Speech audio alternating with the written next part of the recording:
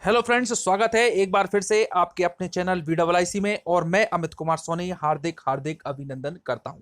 दोस्तों, आज का तीसरा दिन है और जो मल्टीपल चॉइस क्वेश्चन की सीरीज है आपकी 10 प्रश्नों की, वो मैं आप लोगों के सामने लेकर के प्रस्तुत हूं। और जिसमें आज मैंने दो सब्जेक्ट की 10-10 क्वेश्चंस आप लोगों को करने के लिए दिए हैं। उनके आंसर आप लोगों को लिख करके रखना है और वीडियो के अंत में उनकी उत्तरमाला या आंसर शीट आपको बता दी जाएगी, तो आप सही उत्तर का मिलान कर लें। तो दोस्तों, शुरू करते हैं हम चाइल्ड डेवलपमेंट एंड पीडागोजी और मैथमेटिक्स के 10-10 क्वेश्चंस की ये सीरीज। तो आइए दोस्तों, let's see child development and pedagogy, बाल विकास एवं शिक्षण शास्त्र के ये 10 प्रश्नों की सीरीज। दोस्तों, देख सकते हैं आप, पहला क्वेश्चन आपके सामने है। प्रश्न है कि मनोविज्ञान का संबंध प्राणी मात्र के व्यवहार के अध्ययन से है, जबकि शिक्षा मनोविज्ञान का क्षेत्र ऑप्शन है ए मात्र मानवीय व्यवहार के अध्ययन से है, बी केवल शैक्षिक परिस्थितियों में मानव व्यवहार से है, सी ए और बी दोनों, और डी उपयुक्त में से कोई नहीं। तो दोस्तों, आप लोगों को इसके लिए शिक्षा मनोविज्ञान और मनोविज्ञान में अंतर को जानना होगा, तभी आप इसका आंसर दे पाएंगे। दोस्तों, नेक्स्ट क्वेश्चन है, मनोविज्ञान शिक्षा के क्षेत्र में सहायता देता है तथा स्पष्ट करता है कि शिक्षा के आदेशों का निर्माण कैसे किया जाए, शिक्षा के कौन से उद्देश्यों का निर्धारण किया जाए, शिक्षा के उद्देश्यों की संभावना बताता है, या फिर शिक्षा के उद्देश्यों का निर्धारण कैसे करें ये बताता है। तो दोस्तों, आप लोगों को इसका आंसर देने के लिए शिक्षा के क्षेत्र को जानना जरूरी होगा, तभी आप इसका सही आंसर दे पाएंगे। क्वेश्चन नंबर 3 आपके सामने है। बाल्यावस्था में मस्तिष्क का विकास हो जाता है, कितना प्रतिशत हो जाता है? वो है ए है 60%, बी है 80%, सी है 90% और डी है 50%। दोस्तों, इसमें आपको जो स्टेज होती हैं बालक के विकास की, उसको समझना पड़ेगा, तभी आप इसका आंसर दे पाएंगे। तो आइए दोस्तों, अगला क्वेश्चन देखते हैं। विकास एक प्रक्रिया है, तो इसमें जो है इसकी कैटेगराइज किया हुआ है। ए है खंडित प्रक्रिया, दूसरी निरंतर, तीसरी एक पूर्ण प्रक्रिया, या फिर डी अपूर्ण प्रक्रिया। तो दोस्तों, इसके लिए आपको डेवलपमेंट या विकास को समझना होगा, उसके पहलुओं के बारे में जानना होगा, तभी आप इसका आंसर दे पाएंगे। तो आइए बढ़ते हैं अगले प्रश्न की ओर।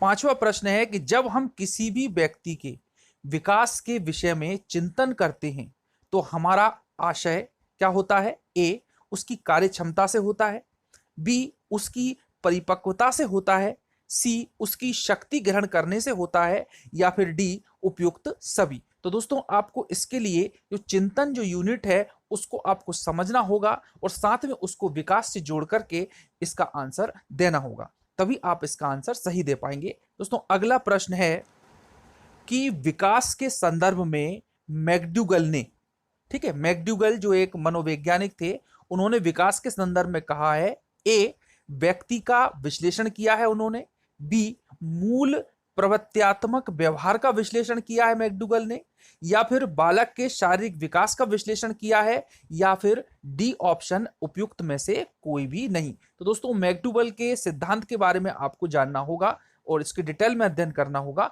तो आप इसका आंसर ठीक से दे पाएंगे। और आप लोगों की पहले से तैयारी है तो आप इसका आंसर दे सकते हैं। दोस्तों, चैनल को आप लोग सब्सक्राइब जरूर कर लिया करें, शेयर कर लिया करें और इस वीडियो को लाइक करें यदि वीडियो पसंद आता है तो। सब्सक्राइब सबसे पहले चैनल को कर लें। आइए दोस्तों, बढ़ते हैं हम अगले प्रश्न की ओर।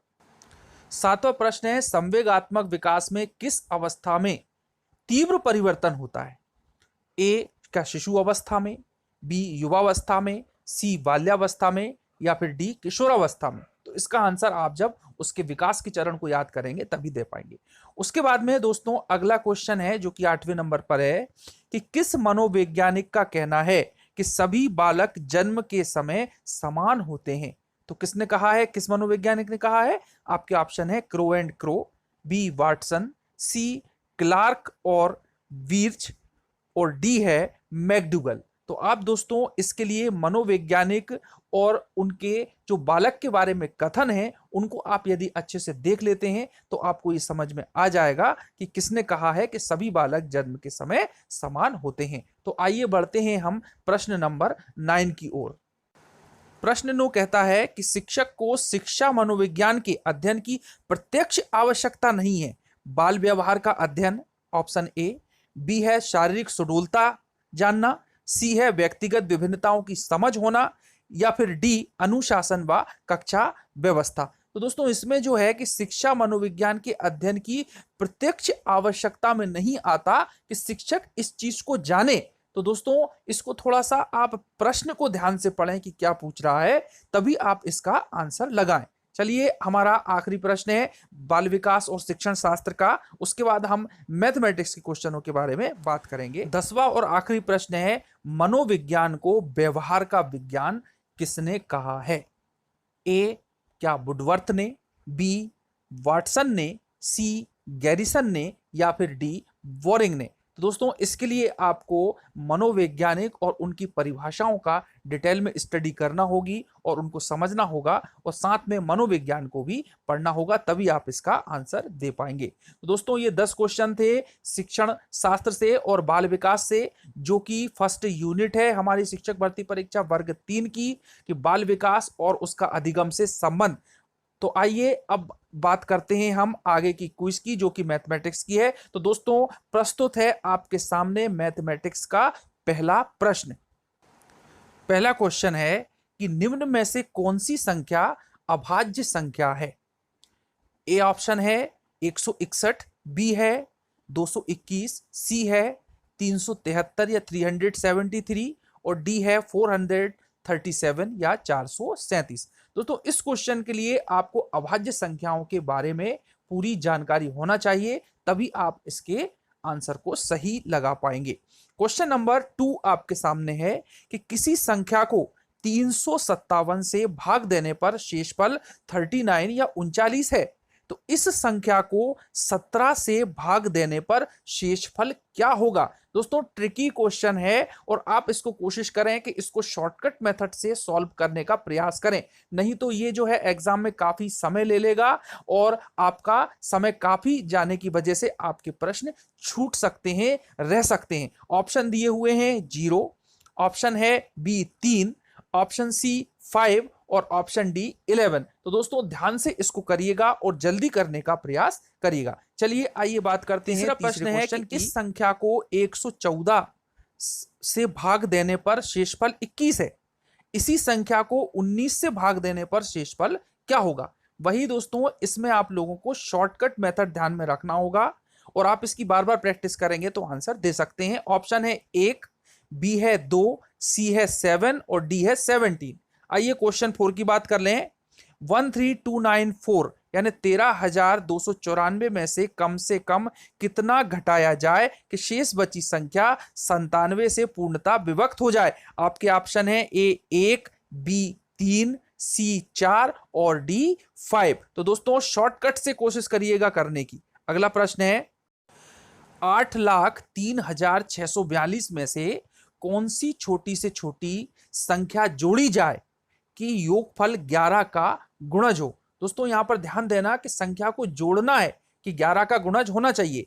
1, 4, 7, 9 ये ऑप्शन है आप लोगों के। आइए नेक्स्ट क्वेश्चन, 6वां प्रश्न है 457 के समीप तम कौन सी संख्या है जो 11 से पूर्णतः विभक्त हो? ऑप्शन है 450, बी है 451, सी है 460 और डी है 462। तो ये इजी क्वेश्चन है, वैसे आप लोग इसको सॉल्व कर सकते हैं बहुत जल्दी। 7वां क्वेश्चन है आपके सामने कि 5 अंकों की बड़ी से बड़ी संख्या कौन सी है जो 99 से पूर्णतः विभक्त हो? ऑप्शन दिए हुए हैं 99,909, बी है 99,981, सी है 99,990 और डी है 99,999। तो दोस्तों आपको छोटी और बड़ी संख्या का ज्ञान होना बहुत जरूरी है, बिल्कुल इनिशियल लेवल का क्वेश्चन है। दोस्तों चैनल को सब्सक्राइब जरूर कर लें यदि नहीं किया है तो, ऐसी अपडेट के लिए मैं डेली आपके लिए सीरीज ला रहा हूं। दोस्तों अगला प्रश्न है 8वां आपके लिए कि 5 अंकों की छोटी से छोटी संख्या कौन सी है जो 476 से पूर्णतः विभक्त है। आपके ऑप्शन है ए है 10,004, बी है 10,472, सी 10,476 या फिर डी 47,600। तो दोस्तों ध्यान से आंसर लगाइएगा।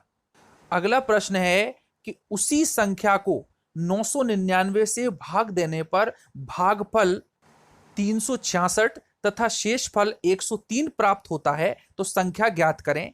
ए है 3,64,724, बी है 3,65,387, सी है 3,65,737 और डी है 3,66,757।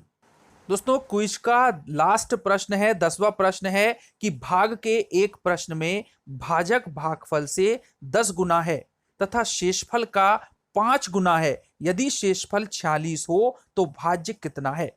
दोस्तों आपको भाज्य भाजक भागफल के बारे में पूरी जानकारी होना आवश्यक है, तभी आप सपोज करके इसका आंसर दे पाएंगे। और दोस्तों इसके जो ऑप्शन है, ए है 4,236, बी 4,306, सी 4,336 और डी 5,336। तो दोस्तों ये आपकी 10 नंबर की क्विज थी जो कि आपके लिए बहुत ही बेनिफिशियल रहेगी। तो चैनल को सब्सक्राइब जरूर कर लें ऐसे ही क्वेश्चंस के लिए, आपकी प्रैक्टिस के लिए। और दोस्तों अब इसकी आंसर शीट भी मैंने आपको प्रोवाइड करवा दी है, तो आप मिला लें कि आप कितने क्वेश्चन सही कर पा रहे हैं। यदि आप 8 से 9 प्रश्न सही करते हैं तो मान के चलिए कि आपकी तैयारी बहुत अच्छी है और आपके मार्क्स वर्ग 3 में, CTET में, इन सभी में बहुत अच्छे आने वाले हैं। तो दोस्तों मिलते हैं अगली क्विज के साथ में। चैनल को सब्सक्राइब जरूर कर लें, शेयर करें और पसंद आता है तो वीडियो को लाइक करें। जय हिंद, जय भारत, धन्यवाद।